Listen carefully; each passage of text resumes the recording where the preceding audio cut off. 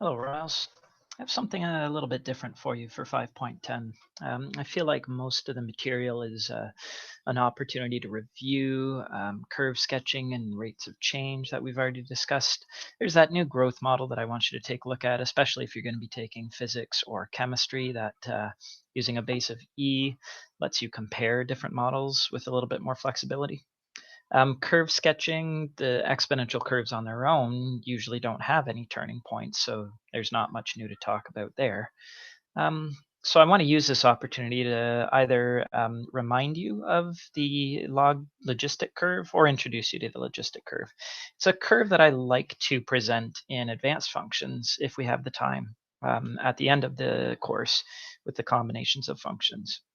So it turns out to be a reciprocal, a stretch of a reciprocal of an exponential curve.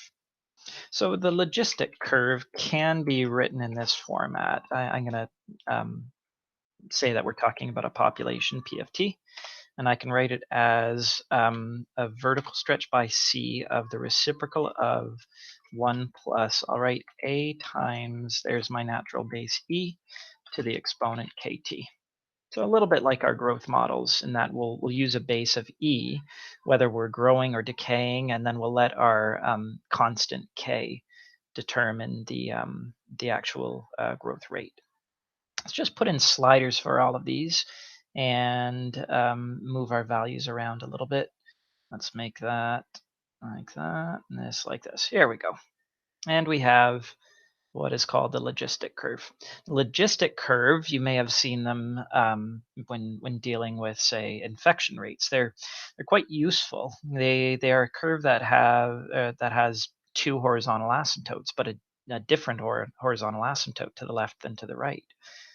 This is how a number of populations grow. If we're talking about, say, the percentage of a population that is infected, or the percent of a population that has heard a rumor, or we have I don't know, a new species introduced and there's some sort of limit to the population.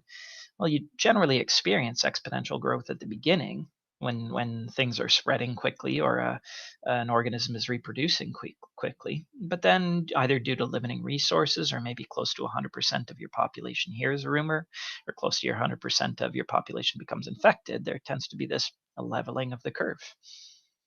These parameters C, A, and K all have sort of different effects here. The A value, we'll say, is related to our initial conditions. You can see how that sort of moves the curve around a little bit. And a bit of a surprise, smaller A values actually give me larger initial values.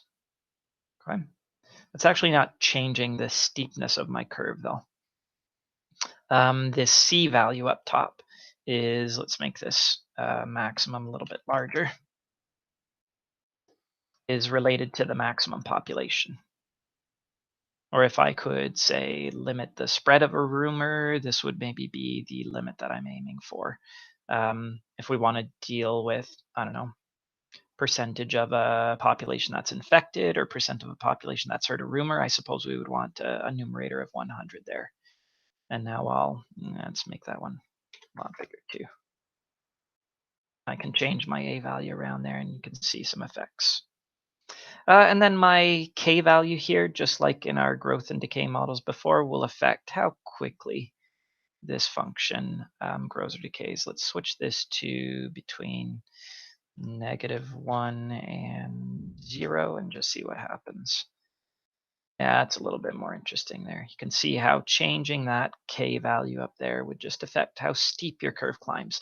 I'm not affecting, if this is me trying to, say, control the spread of a disease, maybe there's nothing I can do to prevent 100% of the population to be infected, but maybe there's something I can do to slow down that spread.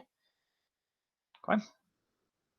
The logistic curve, if you are planning on studying sociology or biology, you'll probably see it come up in population models, maybe environmental science.